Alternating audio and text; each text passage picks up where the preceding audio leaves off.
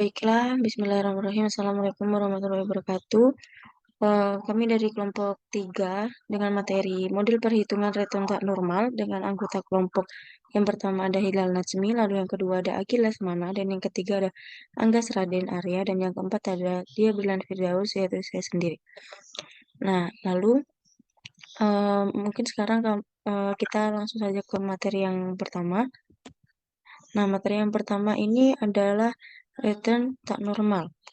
Nah, return tak normal atau abnormal return sendiri bisa disebut juga dengan excess return. Nah, excess return ini adalah selisih antara return sesungguhnya atau return realisasi yang terjadi dengan return ekspektasian atau expected return. Rumus dari return tak normal adalah RTN I T sama dengan RIT min E RIT. RTN IT adalah abnormal return untuk saham I pada peristiwa ke T atau pada hari ke T. Lalu RIT itu adalah return realisasi aktual return atas saham I yang terjadi pada hari ke T. Lalu ERIT return ekspektasian adalah saham I pada hari ke T. Nah, lalu setelah itu ada Brown and Warner yang mana mereka mengestimasikan return ekspektasian dengan menggunakan model sebagai berikut. Yang pertama ada mean adjusted model, dan yang kedua ada market model, dan yang ketiga ada market adjusted model. Nah, kita langsung pembahasan yang pertama, yaitu mean adjusted model. Nah, mean adjusted model ini adalah berasumsi bahwa return ekspektasian adalah konstan, sama dengan rata-rata return realisasi yang sebelumnya pada periode estimasi. Nah, lalu periode estimasi itu sendiri adalah periode yang terjadi sebelum periode peristiwa. Nah, periode peristiwa ini disebut juga dengan periode pengamatan atau jendela peristiwa yang digunakan untuk menghitung abnormal return. Nah, di sini itu ada periode estimasi dan periode jendela. Nah, pada umumnya panjangnya jendela adalah 3 hari sampai 121 hari untuk data harian dan 3 bulan sampai 121 bulan untuk data bulanan, tergantung dari tipe peristiwanya. Nah, di sini kita bisa lihat ya, yaitu periode estimasi itu berada di antara T1 sampai dengan T2. Dan periode jendela itu ada di T3, T0, dan juga T4. Nah, di antara T3 dan T0 ini adalah hari sebelum terjadinya peristiwa atau pengumuman. Sedangkan T0 itu adalah hari di mana terjadinya peristiwa atau pengumuman tersebut. Nah, T0 sampai dengan T4 ini adalah hari setelah adanya pengumuman atau peristiwa. Nah, semisal di sini ada pengumuman tentang pembagian dividen, itu berarti itu adalah suatu peristiwa atau pengumuman yang mana itu terjadi di T0, yaitu periode jendelanya. Nah, untuk hari sebelum periode itu ada di T0 sampai T-3 atau 3 hari sebelum pengumuman. Nah, untuk hari setelah pengumuman atau setelah peristiwa itu ada di T0 sampai dengan T4 atau T1 sama dengan T4 atau 3 hari setelah pengumuman atau peristiwa. Nah, di sini di hari sebelumnya itu kita bisa melihat apakah itu sudah terjadi abnormal return atau belum sebelum hari pengumuman. Nah, dan di hari setelah pengumuman itu kita juga bisa melihat apakah sudah ada reaksi atau informasi tentang adanya abnormal return atau reaksi dari para investor. Nah, jika hal ini ada, maka ini menunjukkan adanya abnormal return. Tapi jika tidak adanya reaksi ataupun informasi apapun, itu berarti tidak ada abnormal return. Kita next ke materi selanjutnya. Nah, di sini itu ada mean adjusted model. Nah, sekarang ada di rumus untuk mencari mean adjusted model, itu adalah ERIT sama dengan sigma T2 J sama dengan T1 RIJ dibagi T. di mana RIT itu adalah return ekspektasi sekuritas ke I periode peristiwa ke T, dan RIJ itu adalah return realisasi sekuritas ke I pada periode estimasi ke J. Dan T itu adalah lamanya periode estimasi, yaitu dari T1 sampai dengan T2. Nah, untuk selanjutnya di sini ada market model. Nah, di sini market model itu adalah perhitungan return ekspektasi dengan model ini dilakukan dengan dua tahap. Nah, yang pertama itu adalah membentuk model ekspektasian dengan menggunakan data realisasian pada saat estimasi. Lalu yang kedua menggunakan model ekspektasi tersebut untuk mengestimasi return ekspektasian pada periode jendela. Nah, di sini dijelaskan bagaimana cara menggunakan model ekspektasi dapat dengan menggunakan teknik regresi OLS atau Ordinary Least Square dengan bersamaan sebagai berikut. RIJ sama dengan alfa I ditambah beta I dikali RMJ ditambah IJ, di mana RIJ itu adalah return realisasi sekuritas ke I pada periode estimasi ke J, dan alfa I itu adalah intercept untuk sekuritas ke I, dan beta I itu adalah koefisien slope yang merupakan beta sekuritas ke I. RMJ itu adalah return indeks pasar pada periode estimasi ke J, yang dapat dihitung dengan rumus RMJ sama dengan dalam kurung IHSGJ dikurangin IHSGJ min 1, tutup kurung dibagi IHSGJ dikurangi 1, dengan IHSGJ adalah indeks harga saham gabungan. IJ itu adalah kesalahan residu ke I pada periode estimasi ke J. Nah, lalu yang terakhir itu ada market adjusted model. Nah, model ini menganggap bahwa penduga terbaik untuk mengestimasi return suatu sekuritas adalah return indeks pasar pada saat tersebut. Dengan menggunakan model ini, maka tidak perlu menggunakan periode estimasi untuk membentuk model estimasi.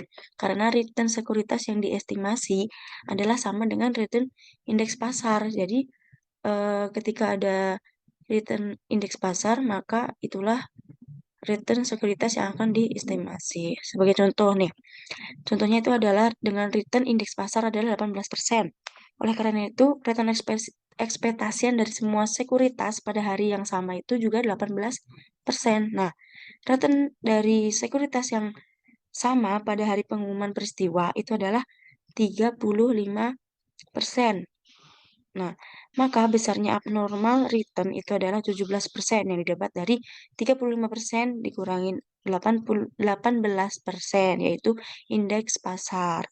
Nah, mungkin setelah ini untuk materi selanjutnya akan dijelaskan oleh teman-teman saya.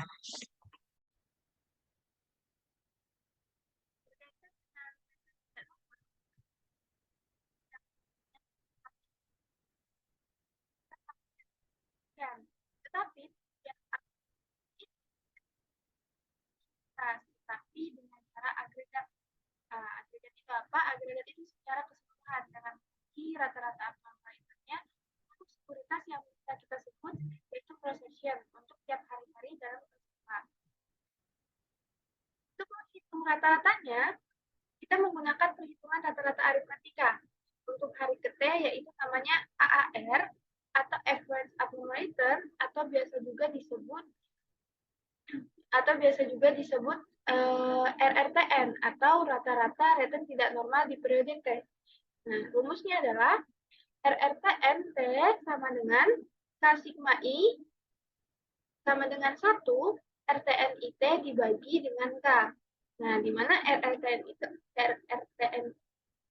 IT itu adalah average abnormal return dalam hari T. Kemudian, RTN IT itu adalah abnormal return untuk sekuritas I dalam hari T, dan K adalah jumlah sekuritas yang dipengaruhi oleh pengumuman. Nah, ini adalah rumus yang digunakan untuk rata-rata return tidak normal.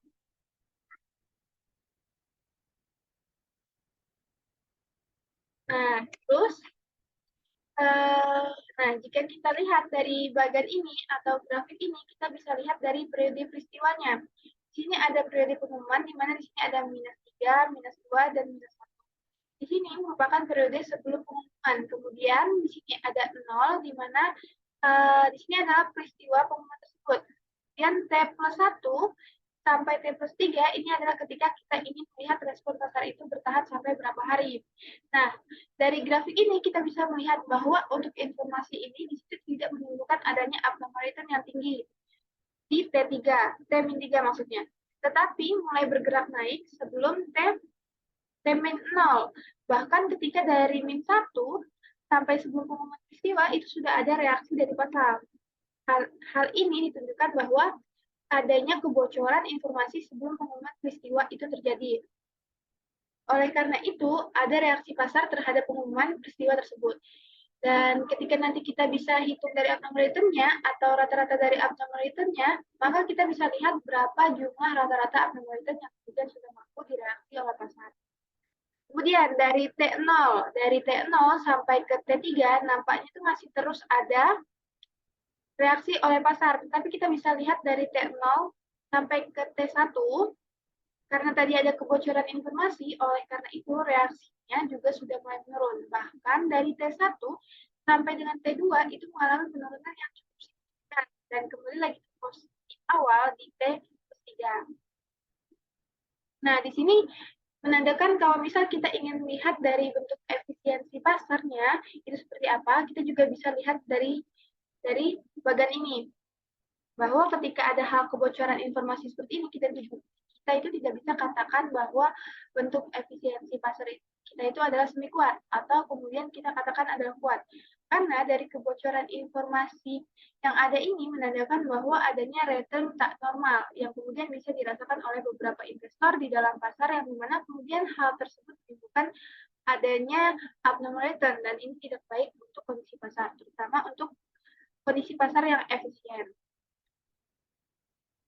Kemudian ada cara berikutnya, selain dengan rata-rata return tak normal, yaitu dengan akumulasi return tak normal, atau biasa disebut juga kumulatif abnormal return. Ada beberapa penelitian terkait dengan akumulasi return tak normal ini, terutama untuk topik-topik seperti earning response coefficient, yang kemudian menggunakan akumulasi return tak normal untuk melihat besarnya abnormal return. Nah, akumulasi return tak normal atau kumulatif abnormal return merupakan penjumlahan dari abnormal return hari sebelumnya dalam periode peristiwa untuk tiap sekuritas yang ada. Rumusnya adalah ARTNIT sama dengan T sigma A sama dengan T3 RTNIA, di mana ARTNIT untuk sekuritas ke I dalam hari T yang terakumulasi dalam abnormal return untuk sekuritas ke I dalam awal periode peristiwa sampai hari T. Lalu RTNIA adalah abnormal return untuk sekuritas ke I dalam hari T3 sampai ke hari T.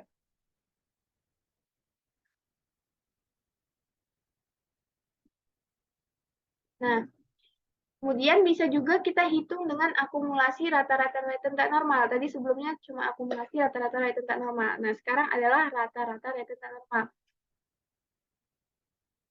Yang mana rumusnya adalah ARTNT sama dengan T sigma, A sama dengan T3, RRTNA, di mana ARTNT adalah ARTN untuk sekuritas ke I dalam hari T.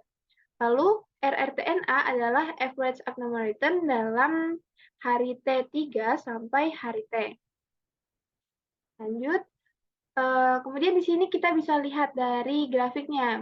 Ini agak berbeda dengan yang tadi kita gunakan di pertama, yaitu di average abnormal return. Dari kondisi atau kemudian periode peristiwa yang sama, kita bisa lihat antara min 3 sampai dengan min 1 itu sudah mulai ada pergerakan. Untuk investor, kemudian dapat melihat adanya informasi yang ada. Kemudian puncaknya adalah ketika T+1. Nah, dari T+1 tersebut sampai T-3 menjadi lebih puncaknya lagi, di sini menandakan bahwa untuk cumulative average abnormal return, dia bisa menghitung secara kumulatif bagaimana rata-rata dalam suatu peristiwa sehingga kita bisa tahu besaran abnormal return yang kemudian dinikmati itu berapa. Nah, jadi kalau untuk average abnormal return itu, kita bisa menentukan pasar efisien atau tidak efisien, tetapi untuk kumulatif average abnormal return ini kita tidak bisa melihat hal tersebut, tetapi kita hanya ingin bisa melihat atau menghitung besaran dari average abnormal return yang ada. Gitu. Lanjut ke kemudian juga ada yang namanya adalah pengujian statistik terhadap return tak normal. Tujuannya itu adalah untuk melihat signifikansi dari abnormal return atau yang tidak sama dengan nol yang muncul pada periode peristiwa. Dalam artian di sini kita fokus kepada bagaimana caranya supaya kita bisa mendapatkan nilai abnormal return yang sesungguhnya terjadi atau kemudian mengurangi bias dari kemungkinan adanya kesalahan dari penghitungan abnormal return itu. Nah, oleh karena itu kita perlu menstandarisasi nilai abnormal return-nya.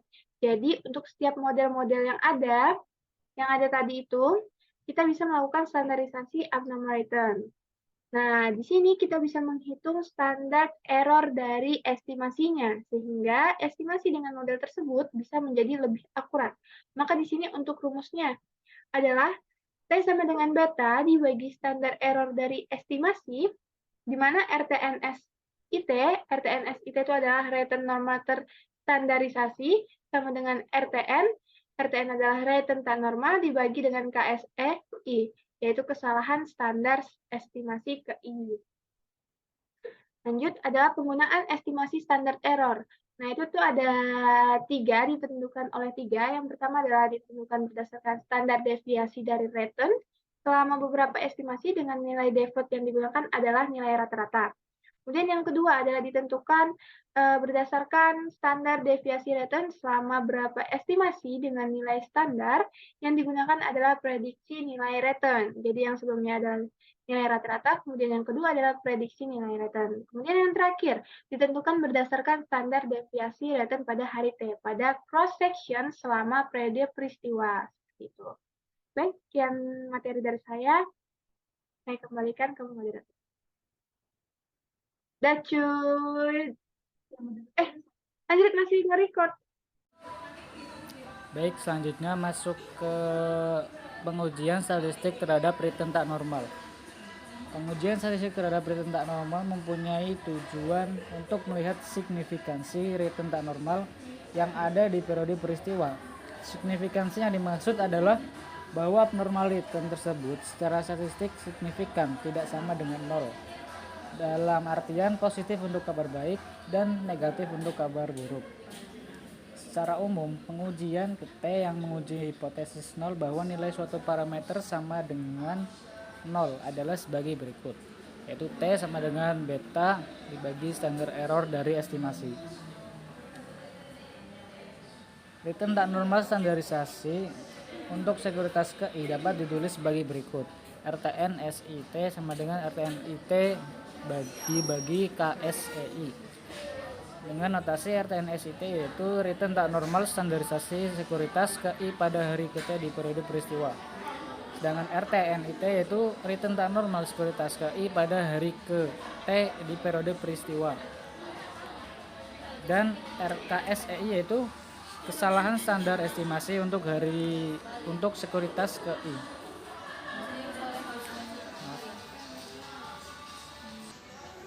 Selanjutnya penggunaan estimasi standar error yaitu ditentukan dengan 3 cara. Yang pertama, berdasarkan standar deviasi dari return selama beberapa estimasi dengan nilai default yang digunakan adalah nilai rata-rata. Cara kedua itu ditentukan berdasarkan standar deviasi return selama beberapa estimasi dengan nilai standar yang digunakan adalah prediksi nilai return. Yang ketiga itu ditentukan berdasarkan standar deviasi return pada hari KT pada cross section selama periode peristiwa. Untuk cara yang pertama yaitu kesalahan standar estimasi berdasarkan rata-rata return periode estimasi. Ya, cara pertama ini tadi sudah spill yaitu menghitung kesalahan standar estimasi berdasarkan deviasi nilai-nilai return dari nilai rata-rata returnnya selama periode estimasi dan dapat dirumuskan sebagai berikut. SEI sama dengan akar sigma T2 J sama dengan T1 dalam kurung RIJ dikurangi R rata-rata pangkat 2 dibagi T1 dikurangi 2. Yaitu dengan notasi KSEI yaitu kesalahan standar estimasi untuk sekuritas KI. RIJ yaitu return sekuritas KI untuk hari kerja selama periode estimasi. Sedangkan R rata-rata ke I yaitu rata-rata return sekuritas ke I selama periode estimasi. T1 yaitu jumlah hari di periode estimasi, yaitu dari hari ke T1 sampai dengan hari ke T2. Di buku untuk tabel yang kita pelajari yaitu ada tabel 17.2 berisi data return masing-masing sekuritas selama periode estimasi. Dengan menggunakan data ini, kesalahan standar estimasi untuk masing-masing sekuritas ke I dapat dihitung. Berdasarkan rumus di atas yang dihasilkan dapat dilihat pada tabel 17.8 berikut ini. Yaitu data return rata-rata return sekuritas dan kesalahan standar estimasi masing-masing sekuritas selama periode estimasi. Ya, bisa dilihat dari hari ke J dan return sekuritas ke-1, return sekuritas ke-2, ada return sekuritas ke K. Dengan KSEI rata-rata ke I yaitu return sekuritas ke-1 0,12 itu untuk rata-rata ke I-nya dan KSEI-nya itu 0,02. Untuk sekuritas return sekuritas kedua R rata-ratanya yaitu return rata-ratanya itu 0,15 dan dengan kesalahan standar estimasi untuk sekuritas ke I atau KSEI itu 0,01. Untuk return sekuritas ke K ya yaitu untuk rata-rata return sekuritasnya yaitu 0,23 dan untuk kesalahan standar estimasi sekuritas ke I 0,03. Untuk pengujian T yaitu umumnya dilakukan untuk return portofolio dalam artian rata-rata return semua K sekuritas pada hari ke T di periode peristiwa. Portofolio sekuritas ini terdiri dari K buah sekuritas yang terpengaruh oleh pengumuman peristiwa bersangkutan. Besarnya return tak normal standarisasi untuk portofolio K buah sekuritas ini untuk hari ke T adalah sebesar RTNS T atau return tak normal standarisasi portofolio untuk hari ke T di periode peristiwa sama dengan sigma K I sama dengan 1 RTNS IT dibagi akar K. Dengan notasi RTNST itu dari return tak normal standarisasi portofolio untuk hari ke T di periode peristiwa dan RTNS IT itu return tak normal standarisasi sekuritas ke I untuk hari ke T di periode peristiwa. Dengan K itu jumlah dari sekuritas. Cara yang kedua yaitu kesalahan standar estimasi berdasarkan prediksi return periode estimasi. Cara kedua ini menghitung kesalahan standar estimasi berdasarkan deviasi nilai-nilai return dari nilai estimasinya selama periode estimasi. Yang bisa ditulis dengan rumus atau diterapkan dengan rumus KSEI untuk kesalahan standar estimasi untuk sekuritas ke I sama dengan akar sigma 12J sama dengan T1 dalam kurung RIJ dikurangi E dalam kurung RIJ tutup kurung pangkat 2 dibagi T1 dikurangi 2. E dalam kurung RIJ ini yaitu estimasi return sekuritas ke I untuk hari ke J selama periode estimasi. Pada tabel 17.8 tadi menunjukkan nilai kesalahan standar estimasi untuk masing-masing sekuritas yang dihitung dengan cara pertama yaitu dengan cara dari nilai rata-rata returnnya. Dengan menggunakan data yang sama ini, kesalahan standar estimasi untuk masing-masing sekuritas ke I yang dihitung dengan cara kedua berdasarkan rumus di atas adalah sebagai berikut.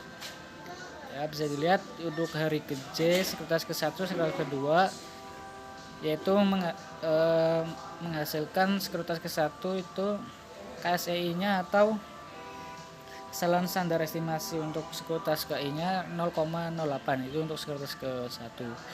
Untuk sekuritas kedua yaitu 0,07 dan sekuritas ke K itu 0,05. Ya, baik, terima kasih. Materi selanjutnya akan disampaikan oleh rekan saya yaitu Arya. Baik, Selanjutnya yaitu ada cara ketiga untuk menentukan kesalahan standar estimasi yang mana kali ini tuh dengan cara menentukan kesalahan standar estimasi secara cross section. Untuk cara ini tuh yang digunakan yaitu model market adjusted model, yang mana market adjusted model ini hanya menggunakan periode peristiwanya dan tidak menggunakan periode estimasinya. Untuk kesalahan standar estimasinya yaitu sebagai berikut. KSET-nya yaitu kesalahan standar estimasi untuk hari ke-T di periode peristiwa, kemudian RTNI ke-T dan ke periode T-nya yaitu return tak normal sekuritas KI untuk hari ke-T di periode peristiwa. RTNT-nya yaitu rata-rata return tak normal ke sekuritas untuk hari ke-T di periode peristiwa dan K-nya yaitu untuk jumlah sekuritas.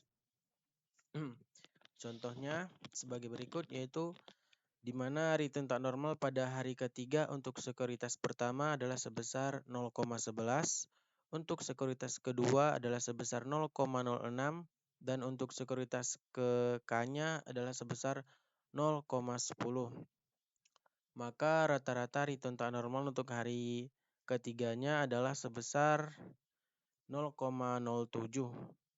Jadi besarnya kesalahan standar estimasi untuk hari ketiga ini yaitu sebesar 0,011 dikurang 0,07 ditambah dalam kurung 0,06 dikurang 0,07 ditambah dalam kurung 0,10, maka nanti ketemu hasilnya 0,65.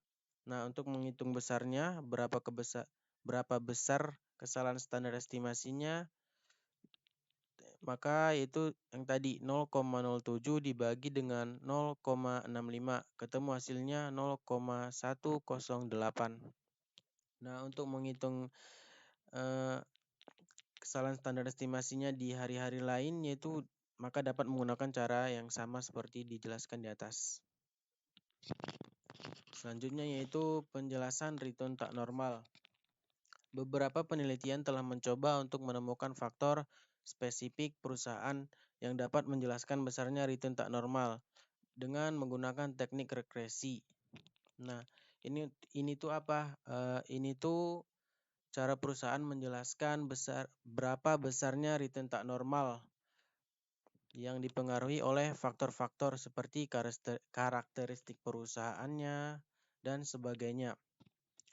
Nah, di sini tuh ARTNI ke periode T4-nya yaitu akumulasi return tak normal pada hari terakhir di periode jendelanya, yaitu pada hari keempat untuk perusahaan KI-nya. Nah, akumulasi return tak normal ini juga dapat dihitung dengan menjumlahkan semua return tak normal dalam periode jendela untuk masing-masing perusahaan KI.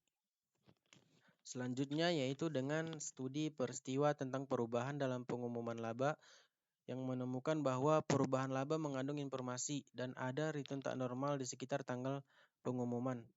Nah, ini tuh mempelajari apakah ada perubahan pasar tentang dengan adanya pengumuman bakal adanya nanti seperti kayak keluarnya stok treasury atau stock split dan sebagainya. Nah, ini tuh untuk melihat apakah ada respon seperti berapa besarnya return tak normal. Maka persamaan regresi yang digunakan sebagai berikut, yaitu ARTNI-nya yaitu akumulasi return tak normal perusahaan KI, delta FSI-nya itu perubahan laba per lembar saham perusahaan KI, sedangkan koefisien beta 1-nya yaitu menunjukkan respon laba terhadap return tak normal. Nah, jika koefisien beta 1 ini signifikan, maka dapat diartikan bahwa tidak hanya pengumuman perubahan laba saja yang menimbulkan adanya abnormal return, tetapi juga besarnya magnitude dari perubahan laba tersebut mempengaruhi besarnya abnormal return-nya tersebut.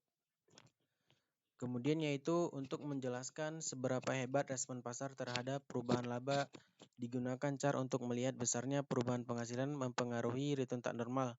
Persamaan regresinya itu sebagai berikut. yang mana ARTN tadi dan delta FX-nya sudah dijelaskan di atas. Nah, di sini delta AKSI-nya itu perubahan arus kas per lembar saham perusahaan KI. Nah, untuk koefisien beta 1-nya itu menunjukkan koefisien respon laba terhadap return tak normal.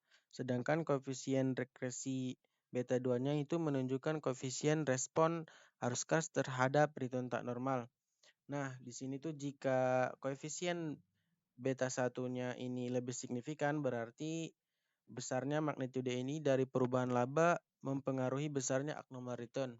Sedangkan jika yang lebih signifikan itu beta 2-nya, maka dapat diartikan bahwa besarnya magnitude dari perubahan arus kas mempengaruhi besarnya abnormal return. Namun jika malah keduanya sama-sama signifikan, maka pengaruh mana yang paling kuat terhadap reaksi pasar dapat dilihat dengan membandingkan besarnya nilai masing-masing koefisien tersebut.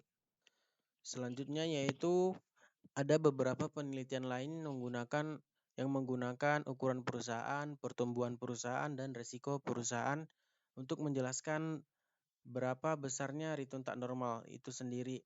Nah, persamaannya regresinya yaitu sebagai berikut. ARTN-nya seperti yang sudah dijelaskan tadi. Nah, untuk pengukuran size itu dapat dinilai dengan nilai total aktiva atau penjualan bersih atau dari nilai ekuitasnya. Sedangkan untuk pengukuran growth-nya itu diperoleh dari nilai pasar dibagi dengan nilai bukunya. Sedangkan untuk pengukuran nilai risk-nya yaitu total ekuitas dibagi dengan total utangnya. Dan sekian pemaparan materi dari kami. Kami ucapkan terima kasih.